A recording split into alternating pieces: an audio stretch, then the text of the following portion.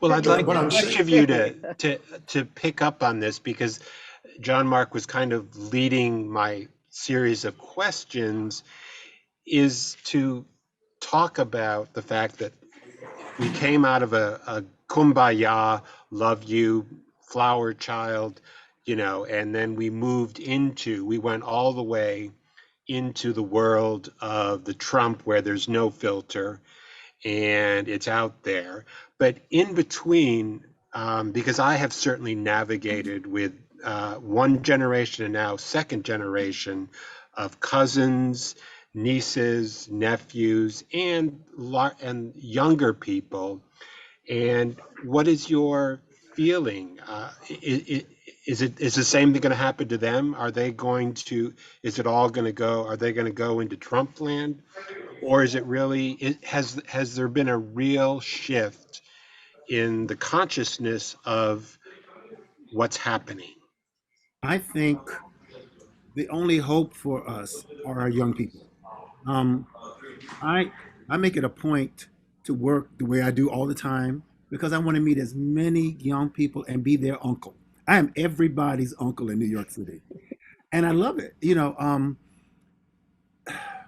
The, a friend of mine sent me this article this morning where these kids in Missouri put a petition out in the state to bring slavery back. Now, whether they did it, these were high school kids, whether they did it as a joke or whether they did it to be serious, the only reason they would have done that is because they heard their parents. It came from home. Yes. That's the only reason.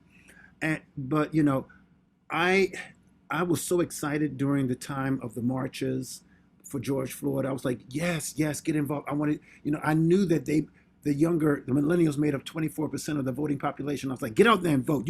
If you're marching and not voting, you're wasting your time. I was pushing everybody and I made sure everybody that knew me was registered, But what I loved about Jon-Marc's play, and for many years, I thought my 20 years of running into the church was just wasted time, but it wasn't because going through all the work I did to become ordained and to get to a certain place showed me that everything that we believe the colonizers brought in here was done because of church. Something called the doctrine of destiny was given out by the church when they sent out Columbus and all these others to go into these lands. And part of that doctrine was you can kill anybody there who doesn't know Jesus. Yeah. And that became the overlaying truth. When we talk about Andrew Jackson, what happened to the Native American population, this all came down from church. It wasn't, and so if we're going to really deal with what's going on, then we have to go with the root of it, which is why the evangelicals fight so hard because they were everything was propagated that this was God's purpose, this was divine destiny. So to fix this, and it takes art to do it, to make people see things because we can when we do things like plays or musicals or TV shows, we get people take their mask off at home to watch these things and their guards are down and then you can like get them with a truth and like, wait a minute, what did he say? And so I believe that people like Jon-Marc, myself, whoever is writing and trying to push, we can we can we can push the needle a little bit, but we just have to keep trying and we have to keep encouraging the next, because it's not even millennials now, it's the generation Z that we need to worry about because they have access to everything.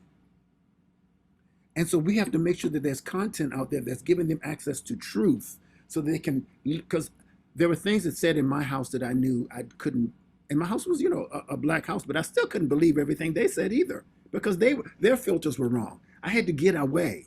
So we have to get, like this play and so many others, we have to get this content out there so that the next two generations can save the planet as well as everything else.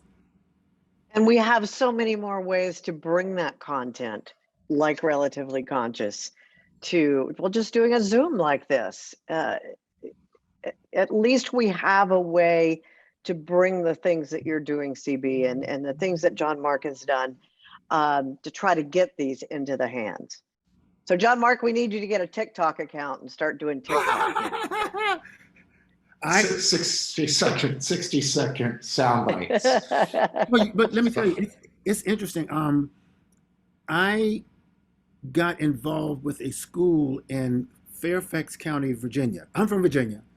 I was doing a show with a young lady who had just come to New York from Virginia, and she said, "Oh, my teachers at school would love you." I said, "Well, introduce me to your teachers at school." Long story short, now I'm helping them put together something for November 5th for this arts school that's happening in Fairfax.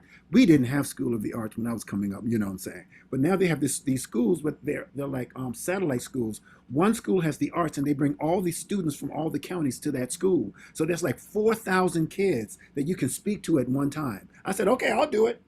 I said, COVID or not, I'll make my way down to Fairfax County. Let's get to these kids. But I'm trying to help them up. Like, they need to hear from people like us on Zoom breakout sessions. There's so many ways we can reach them. But I think what we do as artists, as far as writing, performing, producing, that's what we do, but that's not who we are. So what we need is that for people who are starstruck at what we do, to find out who we are. And the way to do that is like you were running for camp. You know what it's like to campaign. You have to get out there and meet people, talk to people, touch people. Eat a lot of fried okra. Try not to get heart attack. You know what I'm saying? But, oh yeah. But thanks to this and social media and all those things, they can get to know us now.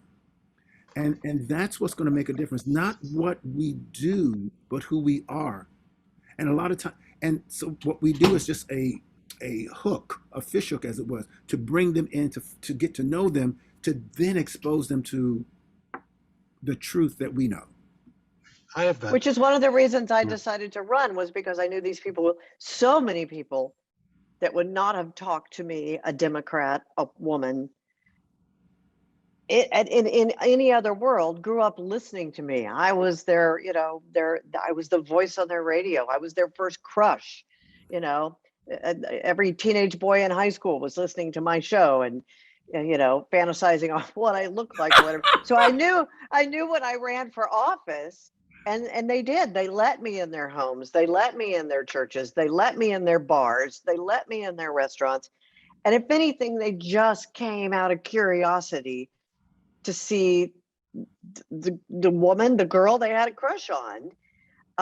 So they would at least listen, which again is what brought me to Jon-Marc in this just amazing, amazing play and piece of work, Relatively Conscious.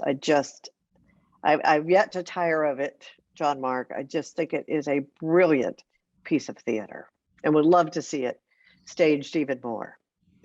And I have a question I'd like the three of you to think about, being that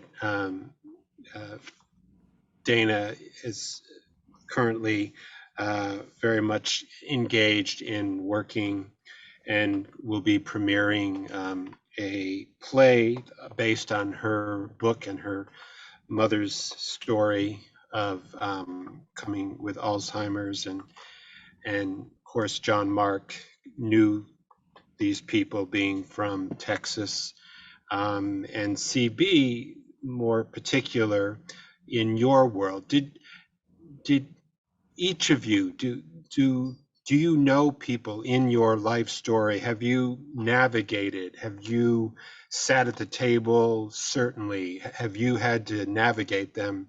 These people, and they aren't necessarily white versions. Do you know a Lily? Do you know a Tony? Do you know Lily's Preston my Scott? Aunt Boo. Lily's my Aunt Boo. Okay.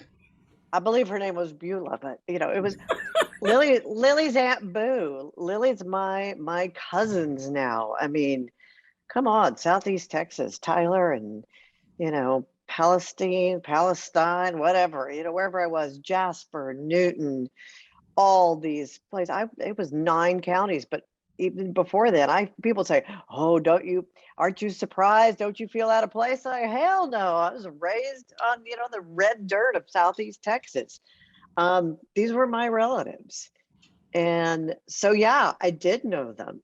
But then the character, the reporter, the Black reporter, is Charles Sloane from The Lion King swimming in my pool telling me, girl, open your eyes, open your white eyes and see what's going on around you. And then the redneck, oh my gosh, that's, you know, that's everybody I see every day anywhere in Texas. You know, that's the person put your damn mask on. So and get a damn Yeah, mask. Tony P is an amalgam of so many people. Oh my God, yes. But primarily, I have an uncle. Literally, his name is, I'm not making it up, his name is Dick U. Daly. Dick U. Daly. And he lives up to this reputation. I mean, lives up to his name. And he is Tony P. He is Tony P. And so, just that privilege sitting at the table and the way he treats her and the way he treats, you know, the young Black gentleman, and then the way he treats, you know, your character. It's just, yeah. It's not an exaggeration. I mean, I remember at all. Someone at a reading here in New York, said, he seems a little bit, you know, extreme. And I'm like, dude, he's not. And he's not. And he's not a relic of 1998 either. You know, he's here 2020, and he has an opinion, and he's going to say it. And that's what, like CD, you were saying, that's what 45 gave to this country, is they had their mouth again, and they could say it out loud again, and all this hate that they could spew again, and what they did behind closed doors, they now could do in public, you know, and that's what he gave us, and this virulent. But maybe it's as we said at the very beginning, as CB said, maybe this is what we needed. And then you just said it with Baldwin's writing about the fire. Maybe it was time to bring these people into the spotlight, to give their voices some amplification so that we know where they are, and we know what we're dealing with, and we know what we have to change. Exactly. Absolutely. That's correct. And also, I think this is why what we're seeing throughout the country right now, with the voting rights laws and the things that are being passed to restrict the access to the ballot, is because they realize that they are dying, that they are a breed that's going away, and that the only way for them to maintain power is to deny certain people the right to vote. But they're not going to come out and point blank deny them the right to vote. They're instead going to make it harder and harder and harder for the right to vote. Because this generation that's coming up, Generation Z, isn't going to tolerate it. I mean, at all. Like the things that I've seen, I've taught in a few classrooms, the things that I've seen where I've been, like Dana was saying earlier, you know, brought to tears. Like I've been brought to tears where I've had to go, okay, guys, I'm gonna have to step out of the room for a second because I didn't want them to see me cry over defending their trans brothers and sisters, defending, like, you know, the people that when I was in high school, I mean, you couldn't even have possibly imagined it. And so that's what they realized. They realized that they are a relic, and that the only way that Tony P can exist is if by manipulation of the ballot box. That's the only way. It goes all the way back to having, I don't know how to put it. It's almost taking their conscience is sort of taken or seared or removed when it comes to the idea of hurting the other. In other words, it's even in hurting the other, they're doing good. So and it's frightening. It's because then they praise the Lord. Look at what we did. We kept those others from whatever, from being able to whatever, you know. And it's hurtful. It does make you want to cry. They are dinosaurs, but they're dinosaurs with power. Right now, still a lot of power, and and to see the different, like the governor of Texas or the governor of Florida, just overtly, say, Killing people. We are killing people in the state of Texas. and oh, I just did a thing on sex trafficking, um, that there are millions of black and brown boys who are sex trafficked in America, and they are literally bussed into cities where they have these big sporting events like the Super Bowl or whatever, and rented out to men in hotel rooms. Oh yeah, Houston is the #1 city for human sex trafficking, and it's happening in our 5-star hotels. It's happening in the truck stops. It's happening in the no-tell motels, but it is also happening in the 5-star hotels. And people are turning a blind eye because it is wealth and it is power who is buying and buying Slavery. these young men and these young women. It is slavery again. So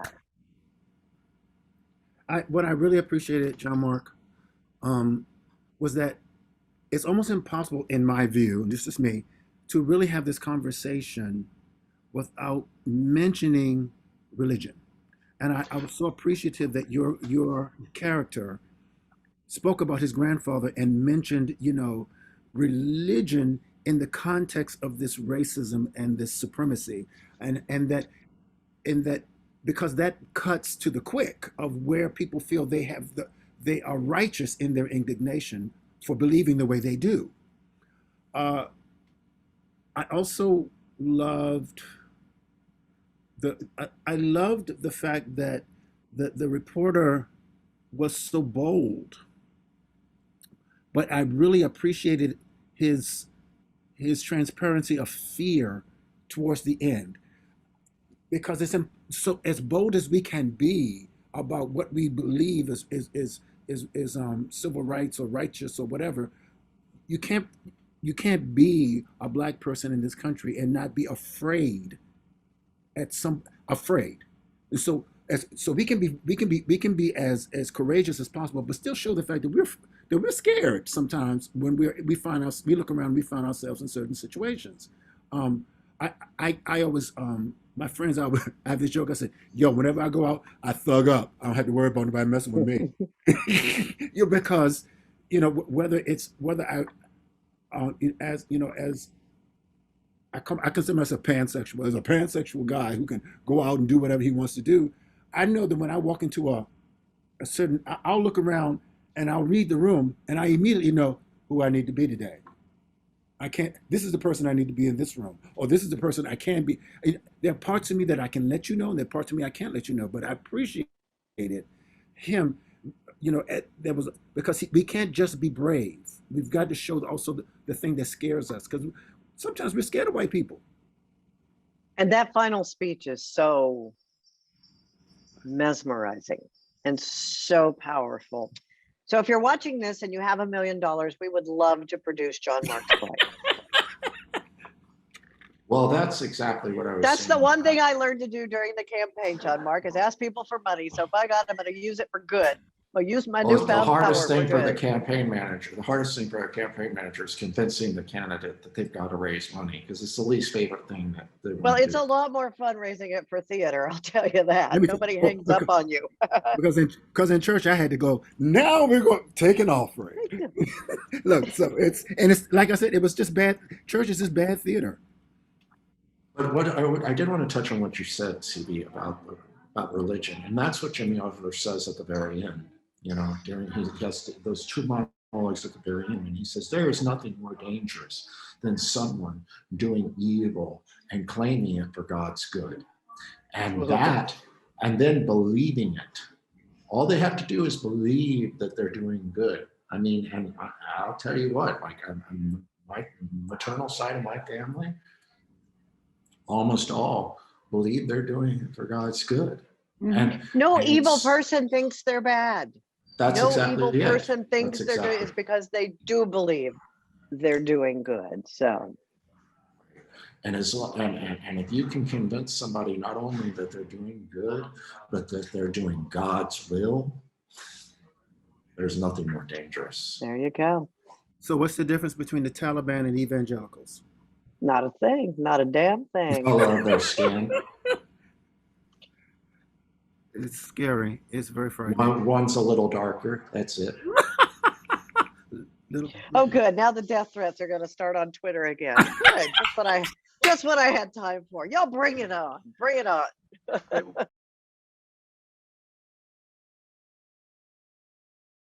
Well, I have kind of toward the a wrap up question, and for you each to kind of think about and to talk about. But as individuals in your own world, how did you navigate this whole question? Did you ever have to understand that you were some kind of other, whatever that means, and you were faced with a construct that you were told how you had to be, what you had to do, and what your life was going to look like, and then life and many things happened within you and in your world, and you were forced to really do some real soul searching and dealing, because you didn't, when you were given these constructs that you had to be and you had to navigate, they somehow were missing. They were lacking. They weren't speaking to you. So if you would each Being talk a to that. candidate. Being a candidate. Not anything I ever intended to do, and not anything I will ever do again. But with that said, it's the best thing I ever did. It's the most brutal thing I ever did. And it brought me to this very moment with these very people I'm with. And no regrets for that.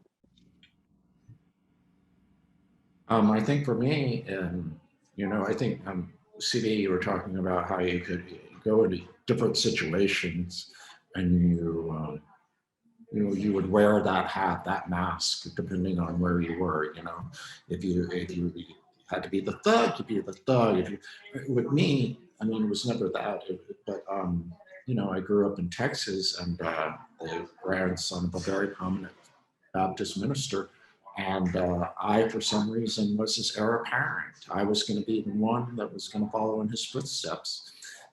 I knew that from a very early age. And I also, I was also always very tall. And so I would butch up, if there was any suspicion of anything, I would butch up. And I could play that role very easily. And whenever someone would suggest something or make a little snide comment about my sexuality that they didn't know, I felt very seen, and I would butch up even more. I was the one in high school who would tell the gay jokes. I would be the first one to tell the gay joke. Don't suspect me. I'm telling the joke. Which is comes into play in this play. I mean, there's a guy who is based on a very real character, who's a politician, who comes into East Texas to do some campaigning, and he hits on I know. Kristen Scott. Yeah, and it's a very real person, a very famous person. But I think what for me, and what sadly, and it is a sad commentary on all of us, is that we have to face something very real and very dramatic in our own lives before we see the world as it is. And for me, that was James Bird's murder and my outing. By no means, and that question, Dana, that you brought up earlier from the talkback we had in Houston, has stayed with me, because in no way, the no way is there a comparison between the struggle of what people of color have gone through in this country and what gay people have gone through, in the sense of, gay people weren't, we didn't build our wealth on the backs of the free labor of gay people. We built it very explicitly on the backs of people of color. But it's However, interesting the question stayed with you too, though, because it has stayed with me. it stayed with me because I don't know, has anybody seen, Wanda Sykes is this wonderful comedian, and she has this thing about coming out and being Black. And if you can look it up on YouTube, it's quite hilarious because she talks about the similarities and differences and does it with humor. But that being said, I can navigate through the world as a straight man. If I need to if I go to Luby's cafeteria, in Arlington, Texas, I can be as straight as you need me to be. And whereas I can hold my husband's hand here in New York, I'm certainly going to think twice about doing that anywhere else. The consciousness that you talk about, Gerald, I think comes into play every day. Like every day I have to make a decision to heighten my consciousness. Otherwise I'm going to be sucked into a wall of comfort and false security. And James Baldwin talks about this concept. There's no such thing as security. We all believe, we all try to make ourselves safe, and we're not safe. And the thing that the goal and the primary purpose of an artist is to shake up your sense of security to the point that you see things differently. Langston Hughes, in that interview I was talking about earlier, said specifically, I consider art to be propaganda. Richard Wright said this, W.E.B. Du Bois said this, all art is propaganda. I believe that to be true. I believe that art, first and foremost, is meant to shape your sense of reality. It may not change your mind, but its purpose needs to be to shape your sense of what you think is real. Because that's what this display is all about. We cultivated this sense that reality is just, I'm going to create my own reality. I think that's what was brilliant about what 45 did, if there was anything brilliant about him.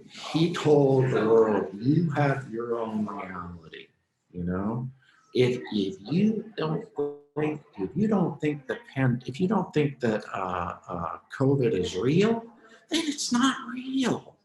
If you think it's the flu, then think it's the flu. If you think racism doesn't exist, then it doesn't exist. And if you think I somehow won the election, I won the election. And so by doing that, he allowed so many of us, and myself included, when I want to fall into this trap of accepting our own versions of reality instead of what reality really is. And what we did with this play, I think, was we said there are 4 different perspectives here, coming at it from the New York reporter to the 2 people from East Texas to the campaign manager who's in East Texas, and they've all come in and they all have their different perspectives, and they all, like you said, CB too. When I initially wrote this before the rewrites, Tony P, the redneck, he didn't have any redeeming qualities. Remember that, Gerald? He had no redeeming qualities, which doesn't make for a very complex character. And Jimmy Arthur, the reporter from New York, was constantly, he would go into his little sermons, as Tony P calls them. But Tony P didn't call them sermons at the beginning. And so by calling them out and by bringing in these human touches to these characters, it even like I'm just going to go back to Dickie Daly. Even Dickie Daly has some lovable, redeeming qualities. He is Tony P, but there are some things about him that are good. And so I think I think the danger is once we strip people of their humanity is when we become the most dangerous. Hmm. And so that's why with this play, have tried to make these characters. One thing that's interesting, Gerald knows this quite intimately because we had several talks about it, is that the character that's based on me was the hardest to write because I can spot your character defects a lot quicker than I can spot mine. I don't really want to bring my character defects into a play. But anyway, what about you, CB? That laugh. That's a hard. To be honest, it's fearful to even talk about this. A lot of my family hate. I have people in my family that hate white people. They just hate white people. All white people are bad. But look at my skin. I'm as There's as much white people in my DNA as there is black, and some Native American. Most of us are mutts, and so I've had to come to grips with the humanity, like you were saying, in all of us, and how can I, as a human, bring together our our oneness, the things that we have alike, more than the things that are different about us. God, it is so difficult to it's so difficult to get past my own prejudices to give truth to a character that I normally wouldn't even associate with. I think the Dalai Lama said it perfectly that artists have the most accountability because we get the biggest audience. And in every society, in every culture, stories were always what was used to shape the ethos. Whether you go back to the Greeks or you go to Asia, you can go to Africa, but it was the storytellers that set the ethos for that culture. And so, for us as storytellers, I have to, as a storyteller, to let go of my own angers and my own prejudices to speak to try to, at the best I can, speak truth in my plays, in my scripts. Sometimes speaking that truth is uncovering some very ugly realities about the people I love. Because I'm writing a script now about my aunt. My aunt was Pearl Bailey. She went from show business to becoming a ambassador to the UN. And so I'm writing her biography, and there were some very amazing accomplishments that she did, but she could be a bitch on wheels. So So, like, really and truly, the Pearl Bailey. Oh my, I so love you even more. Yeah, so to yeah.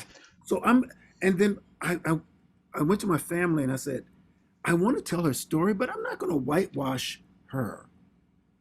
I want to tell the story of what it was like for her because she married my Uncle Louis in 1952, and she's the aunt that couldn't come see me because she was born in Virginia and they were just waiting for her to cross state lines to put her in jail. Thank, thank you, CB. So, the one thing I wanted, as we're wrapping up, Dana to comment because Dana has had the most exposure, and he's the unpresent, but he is really present. Is James Byrd, and can you bring the humanity and what you learned in your interactions? And because Dana, I know you are the connection to James Byrd. Um, the thing I took away from that experience is the love and humanity of his family, the times I was around them, And what I learned from them is that they are not bitter, they are not angry, they have a foundation, and they work tirelessly to take an awful, awful event in history and make some good out of it, and to teach lessons, and to try to reach young people with the story and teach people to be better. I don't know if I could be that good of a human if something like that had happened in my family, but his sister, his daughters, his grandkids who never got to know him, they all worked tirelessly to spread a message of love and positivity, which I just found really impressive. Mm. Well, thank you, and that was just a wonderful metaphor and a capture for this really important discussion we've been having and understanding about relatively conscious and the very real people that Jon-Marc experienced. And thank you, Dana and CB, because you brought so much realness to all the ideas and the discussion of the question. So I want to thank each of you very much. Jon-Marc McDonald, thank you very much. Miss Dana Steele, thank you very much. And CB Murray. I relish the opportunity to meet you in person again, and I can't thank you enough for giving of your time to share on this panel, and I look forward to that next time when we are in person. So thank you all very, very much. Love you all. All right, thank you. Love you too, Jon-Marc. Take care.